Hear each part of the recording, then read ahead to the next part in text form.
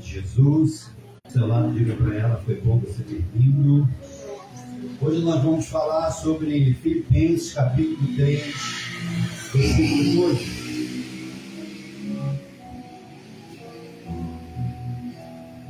Que diz assim, Filipenses, capítulo 3, versículo 2.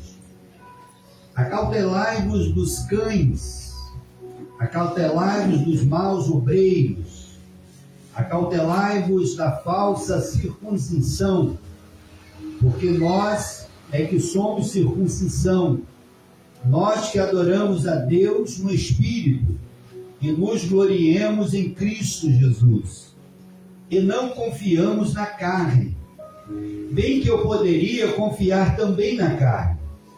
Se qualquer outro pensa que pode confiar na carne, eu ainda mais. Circuncidado ao 8º dia, da linhagem de Israel, da tribo de Benjamim, hebreus de hebreus, quanto à lei, fariseu, quanto ao zelo, perseguidor da igreja, quanto à justiça que há na lei, irrepreensível, mas o que para mim era lucro, isso considerei perda por causa de Cristo. Sim, deveras considero tudo como perda, por causa da sublimidade do conhecimento de Cristo Jesus. Meu Senhor, por amor do qual perdi todas as coisas e as considero como refúgio para ganhar a Cristo.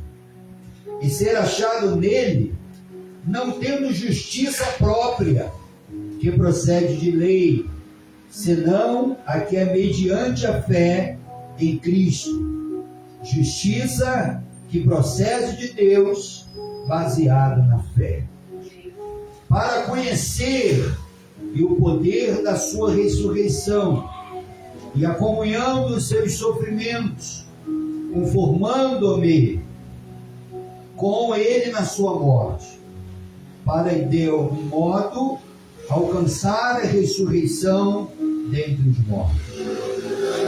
Não que eu tenha já percebido ou já obtido a perfeição, mas prossigo para conquistar aquilo para o que também fui conquistado por Cristo Jesus.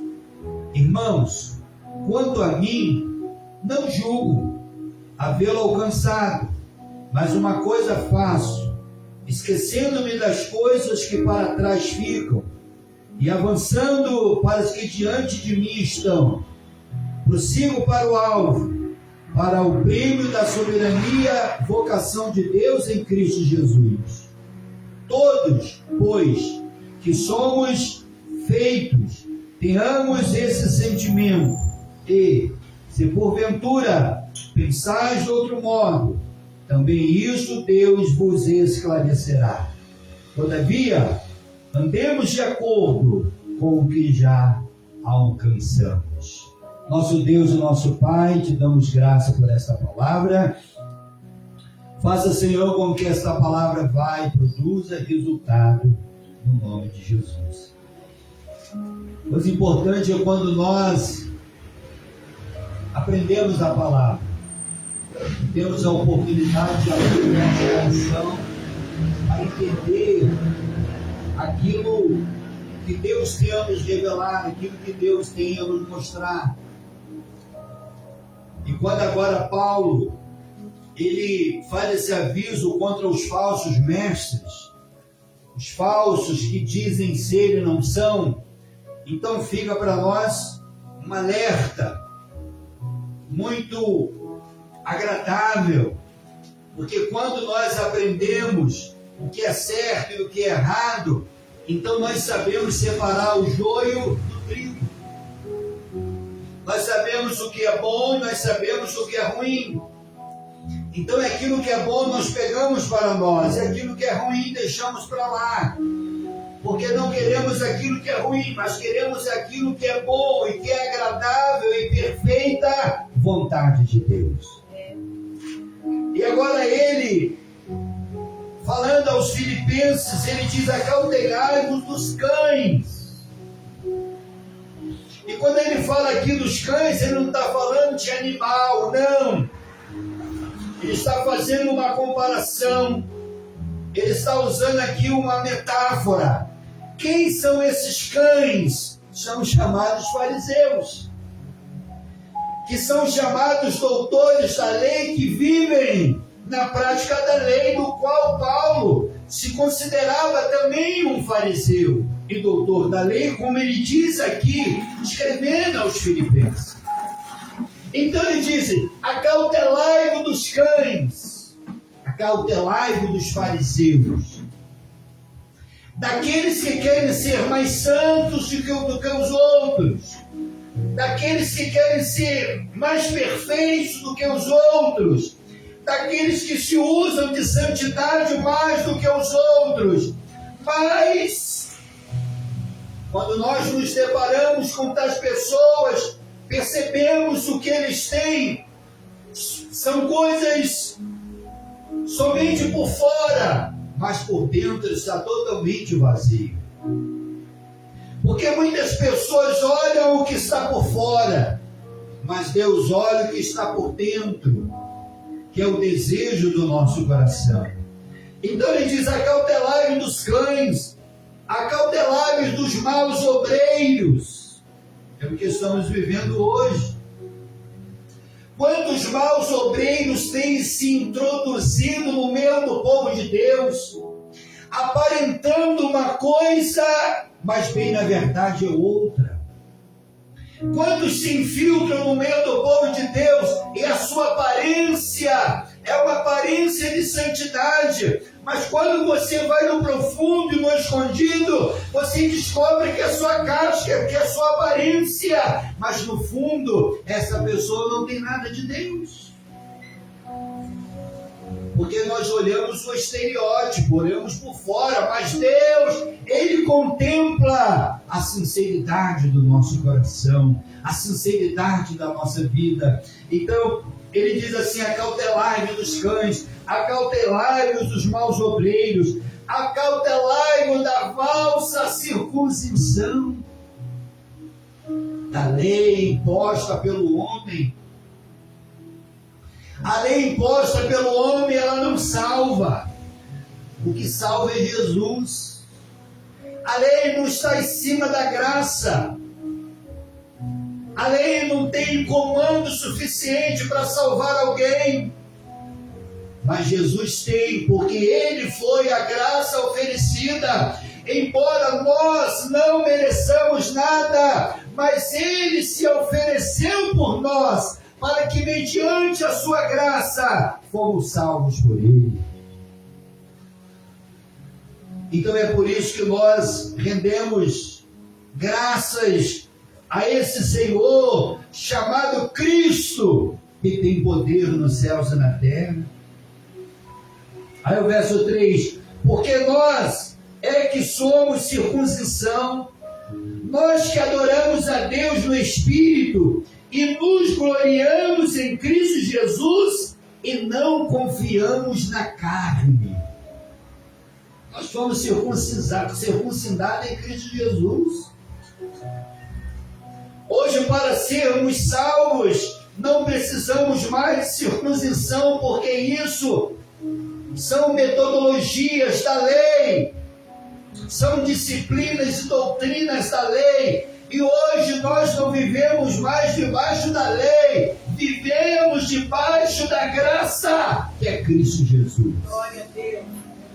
Essa graça que nos fortalece, essa graça que nos vivifica, essa graça que nos traz comunhão, e é essa graça que vai nos levar para o céu. Essa graça que foi nos oferecida. E nós o adoramos em espírito e gloriamos a Cristo Jesus e não confiamos na carne, porque a Bíblia diz que a carne mata, mas o Espírito, ele vivifica. Não vivemos mais segundo a carne, como é costume de alguns, mas vivemos no Espírito. A Bíblia diz que o Espírito milita contra a carne contra o Espírito. O que for mais forte prevalece. O que for mais forte ganha. Quem está no Espírito, o Espírito prevalece. Mas quem está na carne, é a carne que prevalece. Porque a carne, ela se inclina para as coisas da carne. Mas o Espírito, ele se inclina para as coisas do Espírito. Glória a Deus. E não tem coisa melhor do que nós vivermos e andarmos no Espírito. Porque nós não podemos confiar na carne. Porque segundo a Bíblia, a carne é fraca. Mas é o Espírito que nos fortalece todos os dias da nossa vida. Então Paulo, escrevendo aos Filipenses, ele diz isso: não vamos confiar na carne. Não vamos dar brecha para a carne, porque a carne milita ao pecado, mas o Espírito milita a vida eterna. Então temos que confiar no Espírito. Verso 4. Bem que eu poderia confiar também na carne. Se qualquer outro pensa que pode confiar na carne, eu ainda mais. Quem pode confiar na carne? Mas, bispo, eu queria que o senhor me explicasse. O que é confiar na carne? É confiar nos prazeres do corpo, da matéria. Isso que é confiar na carne. O que não nos leva a pecar e ser uma pessoa contraditória aos desejos e os mandamentos de Cristo é quando nós não confiamos na carne, mas vivemos em espírito e em verdade. Aí não vamos confiar, porque se nós formos confiar, é o que Paulo diz aqui, viveu ainda mais. Olha o verso 5. Circuncidado ao 8º dia, ele era fariseu. Paulo, que antes era Saulo de Tarso e depois se converteu para Paulo, ele diz aqui, ó, circuncidado ao 8º dia da linhagem de Israel, da tribo de Benjamim, hebreu de hebreus, quanto à lei, fariseu. Paulo era um fariseu, era um doutor da lei. Ele era hebreu. Segundo a lei, ele era hebreu dos hebreus.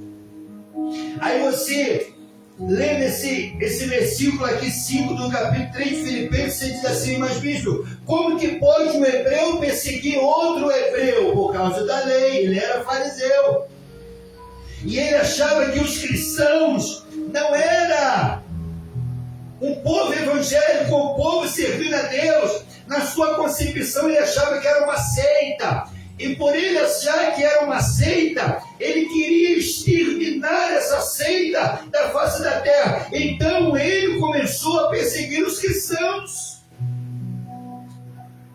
Que foi o próprio Saulo, que tinha nacionalidade romana, mandou apedrejar Estevão. E quantos cristãos ele mandou prender e matar? Mas agora no verso 5 ele diz: circuncidado ao 8º dia.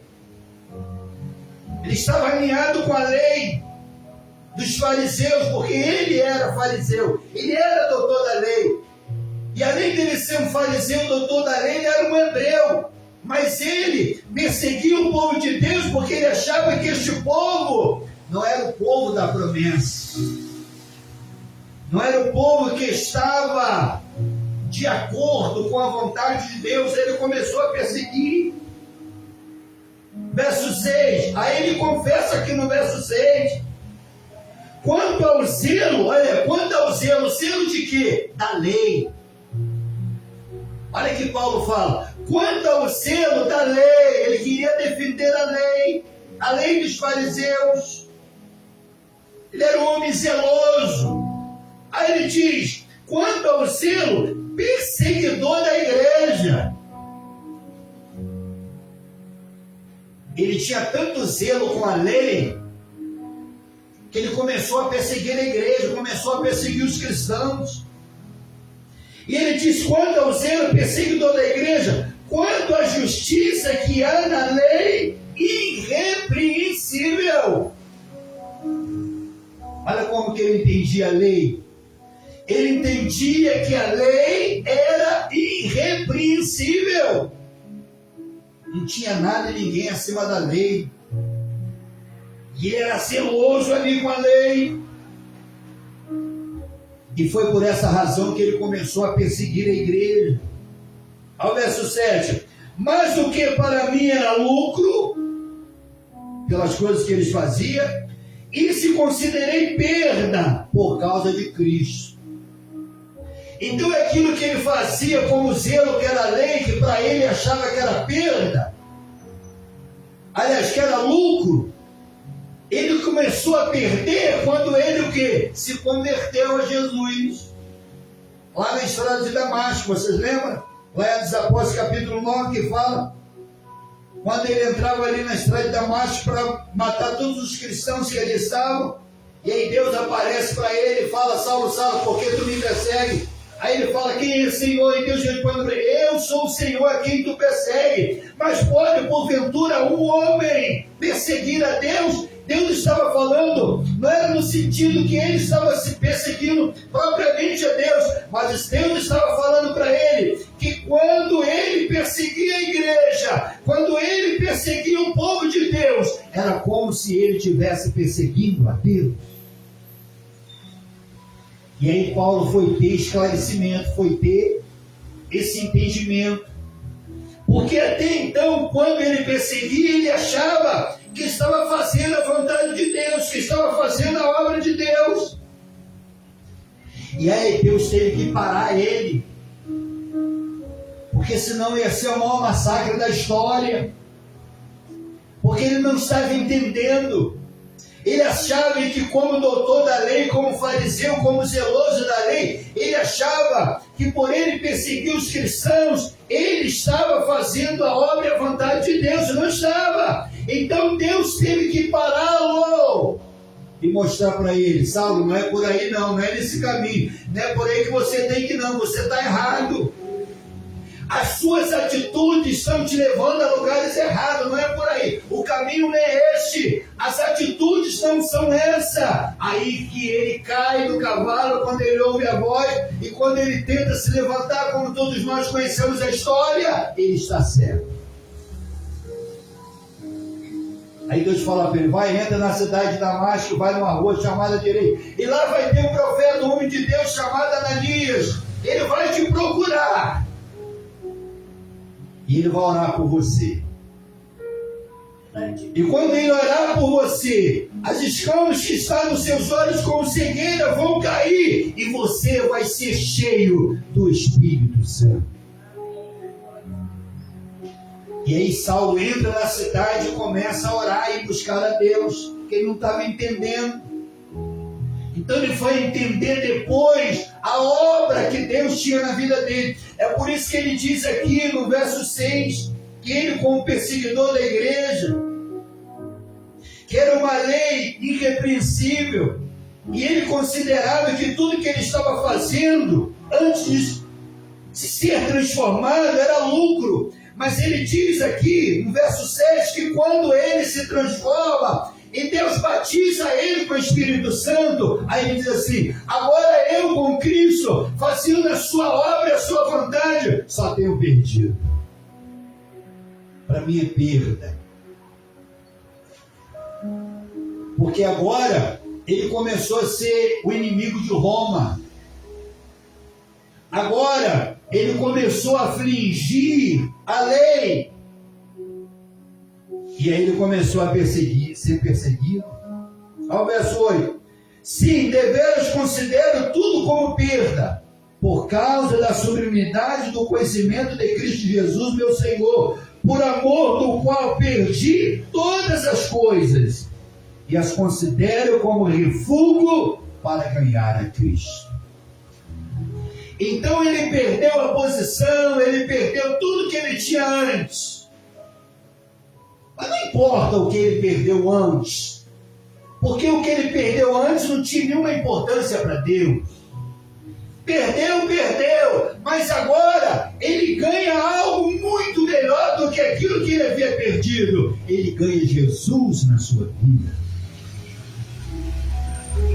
ele ganha uma transformação de vida em Cristo Jesus. Tem coisa melhor do que essa? Não tem. Verso 9: e ser achado nele, não tendo justiça própria, que procede de lei, senão que mediante a fé em Cristo, a justiça que procede de Deus, baseada na fé. Então Paulo está dizendo aqui que o que procede a justiça para nós não é a lei, mas é a fé. Porque o que salva não é a lei, o que salva é a fé. A Bíblia diz assim: vós sois salvos pela lei. Não. A Bíblia diz: vós sois salvos pela fé em Cristo Jesus. Mas isso não vem de vós, é dom de quem? É dom de Deus. Glória a Deus. Então a nossa salvação vem da fé, e a fé vem do crer. Nós cremos que estamos salvos pela fé em Cristo Jesus. O que um dia nos levará para o céu é a fé, não a lei.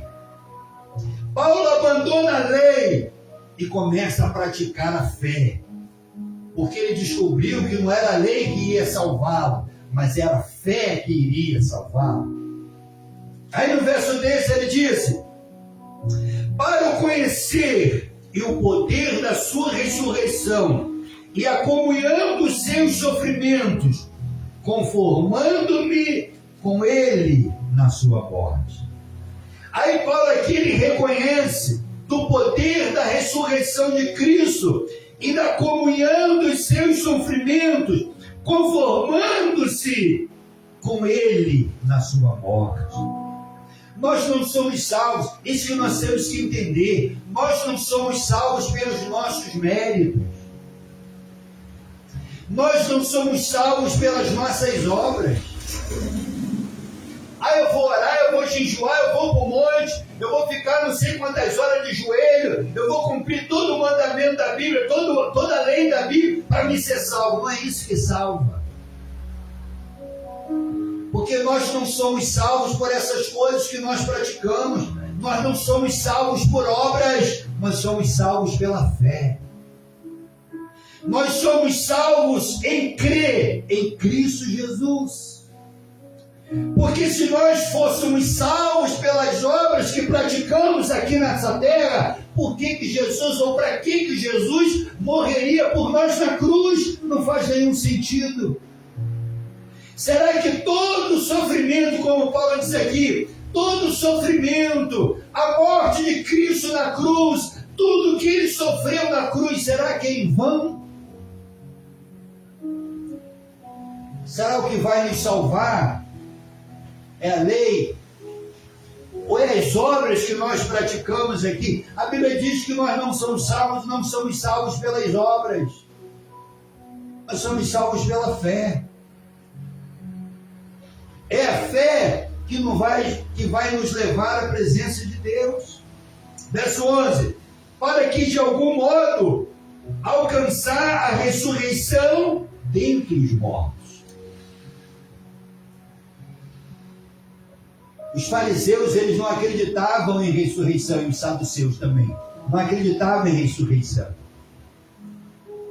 Mas Paulo diz aqui que para nós alcançarmos a ressurreição dentre os mortos, nós temos que crer. Alcançar a ressurreição.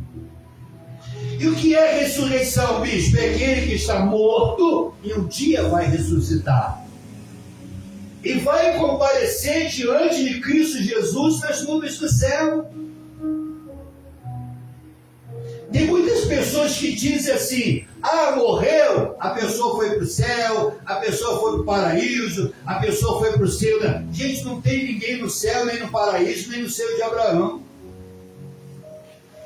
Porque se todas as pessoas que morrem por Cristo ou para Cristo for para o céu ou para o céu de Abraão, como paraíso, que muitas pessoas ensinam por aí, para que haverá então ressurreição? Por que Paulo então está falando aqui da ressurreição dentre os mortos? Se todo mundo que morre com Jesus já está lá no paraíso com ele, para que Jesus vai voltar nessa terra? Para buscar quem? Se já está todo mundo lá. Quem está entendendo o que o bispo está falando? Tem sentido isso? Não tem sentido. Então, se está todo mundo com Jesus, para que ressurreição? Não existe ressurreição. Mas Paulo está falando aqui, ressurreição dentre os mortos. Quem são esses? São todos aqueles que morreram em Cristo Jesus. Morreram e estão aguardando aquele grande dia, para um dia serem ressuscitados em um novo corpo, em um corpo glorificado, em um corpo corruptível, incorruptível, e ir à presença do Senhor Jesus nas nuvens do céu. Verso 12. Não que eu tenha percebido ou tenha já obtido a perfeição, mas prossigo para conquistar aquilo que para o que também fui conquistado por Cristo Jesus. Nós somos perfeitos? Não. Todos nós temos falha, todos nós temos defeito, todos nós erramos. Não tem ninguém perfeito. O único perfeito é Jesus.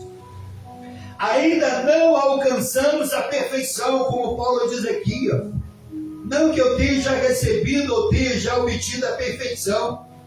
E quando estivermos aqui nesse mundo, não somos perfeitos, somos imperfeitos, estamos sujeitos a pecar, estamos sujeitos a errar, estamos sujeitos a cometer erro. Quem não está? Estamos. Não importa se é apóstolo, se é bispo, se é pastor, se é obreiro, se é membro, não importa. Estamos sujeitos a errar, a pecar, porque somos seres humanos.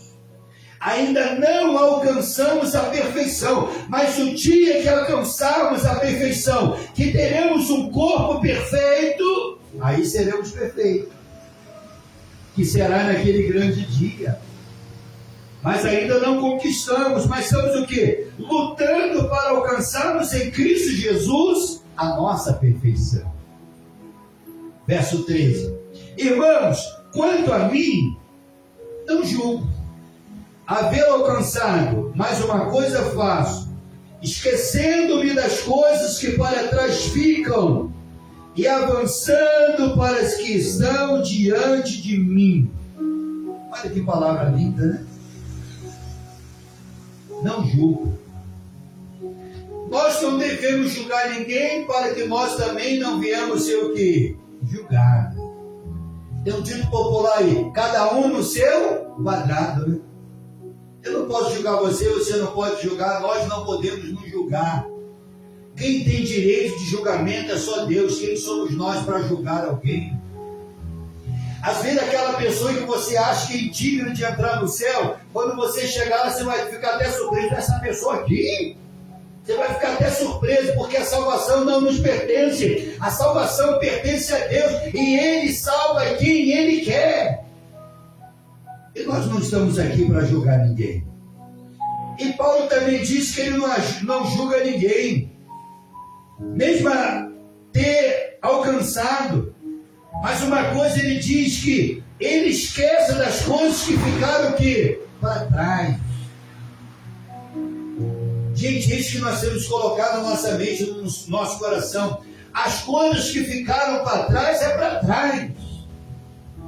Não podemos retroceder, não podemos voltar para trás, não podemos ficar só olhando para trás para as coisas que já passou. O que passou, passou. Temos que olhar para frente e buscar aquilo que é melhor para nós. E Paulo fala aqui, esquecendo-me das coisas que para trás o quê? Ficam. Ficou para trás, passou. Até pessoa que fica remoendo coisas do passado toda a vida, fica no tempo. Ah, porque era assim, porque era assado, porque era aquilo, porque era aquilo outro. Só coisa do passado. Gente, o que passou, passou. Temos que olhar para frente.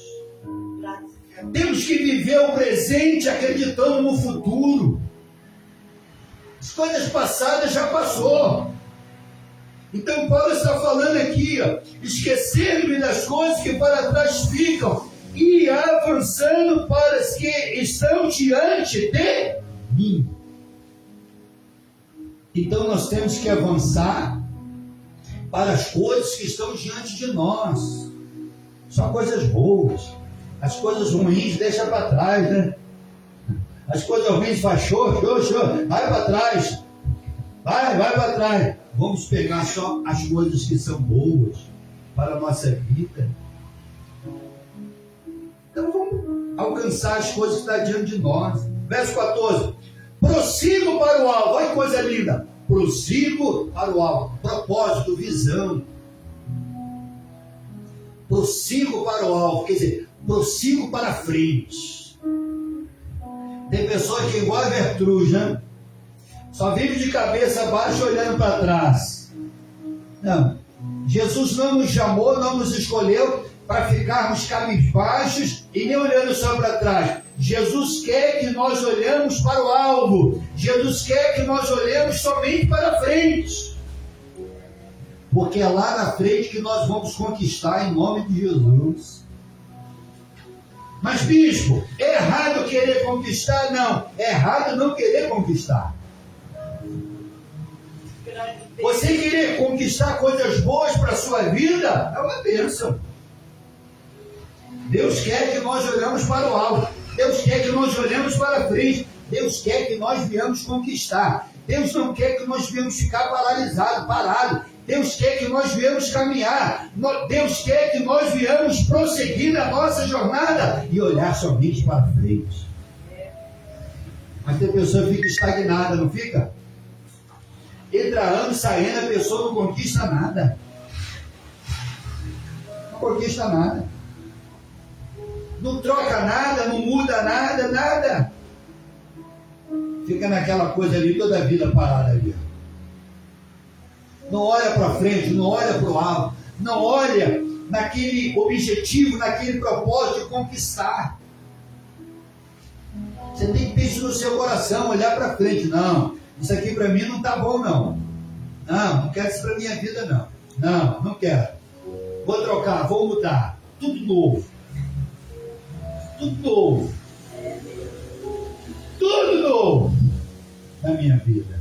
E começa a mudar tudo mesmo. Porque a Bíblia diz aqui que nós temos que olhar para o alvo. Você tem um alvo na sua vida? Você tem um alvo na sua vida a conquistar? O que você quer na sua vida para um alvo? Você já perguntou isso para Deus? O que você quer? Qual o seu objetivo de um alvo que você quer para a sua vida? É isso que Deus está te perguntando. Qual é o alvo que você quer? Mas Ele está dizendo aqui: prossigo para o alvo. Quando você foca no alvo, você olha para frente, o que você vai ganhar? O prêmio. Se você botou no seu coração, não, eu tenho um alvo, eu tenho uma conquista, eu tenho um propósito. Enquanto eu não conseguir o meu alvo, o meu propósito, eu não paro. Aí você bota aquilo no seu coração e você vai receber o prêmio. Por que você vai receber? Porque você lutou para conquistar. Não tem coisa gostosa nessa vida quando você conquista algo para a sua vida. Você se sente uma pessoa realizada. Nossa, eu lutei tanto, eu ralei tanto, eu trabalhei tanto e eu conquistei. Né? Você fica feliz porque você trabalhou em prol daquele alvo, daquela conquista, daquele prêmio que você queria. Então é o que o 14, versículo 14 diz: ó, prossigo para o alvo, para o prêmio da soberana vocação de Deus em Cristo Jesus. Está vendo? Soberana vocação de quem? De Deus em Cristo Jesus. E você acha que Deus não vai querer que você conquiste? Claro que Ele vai. Ele disse que nós comeremos o melhor dessa terra. Não podemos nos apegar aos bens materiais desse mundo. Isso não. A você conquistar aquilo que você quer conquistar, isso não é pecado, isso é conquista. E Paulo diz aqui, conquistar o prêmio, o alvo. E é isso que nós temos que fazer. Olha o verso 15. Todos, pois, que somos perfeitos, tenhamos esse sentimento. E se, porventura, pensais de outro modo, também isso Deus vos o quê? Esclarecerá. Ah, bicho, mas eu não tenho alvo, eu não tenho propósito, eu não tenho prêmio, eu não tenho nada. Então um dia Cristo vai te esclarecer. Porque o que Paulo está falando aqui, ó, mas se você pensa de outro jeito, se você não pensa do jeito que o bispo está ministrando, explicando, se você pensa de outra maneira, então um dia Deus vai te esclarecer como que você tem que agir, como que você tem que fazer. Agora, é claro, temos que botar um ponto de interrogação. Não vamos botar a mão aonde nós não alcançamos. Não, porque o bispo falou que nós temos que conquistar, eu tenho que tacar. Aí você vai se endivida todinho. Aí não, Deus não quer isso para você. Mas você tem que conquistar dentro das suas possibilidades, dentro das suas condições. Quem está entendendo? Aí tu vai conquistar. Não vai sair atropelando tudo e todos para querer aquilo que você quer, não. Aí Deus não aprova. Mas se você conquista dentro daquilo que você acha que vai conquistar, então Deus é com a sua vida. Como é que você pensa de outro modo? Um dia Deus vai te esclarecer todas as coisas. Verso 16. Todavia andemos de acordo com o que já alcançamos. Quem já alcançou alguma coisa aqui na sua vida? Levante a mão. Eu sou o primeiro, né? Já alcancei tantas coisas. Mas Deus não quer que nós alcançamos algo para a nossa vida e nos acomodemos com aquilo que nós conquistamos, não. Porque Deus, Ele quer muito mais para nós.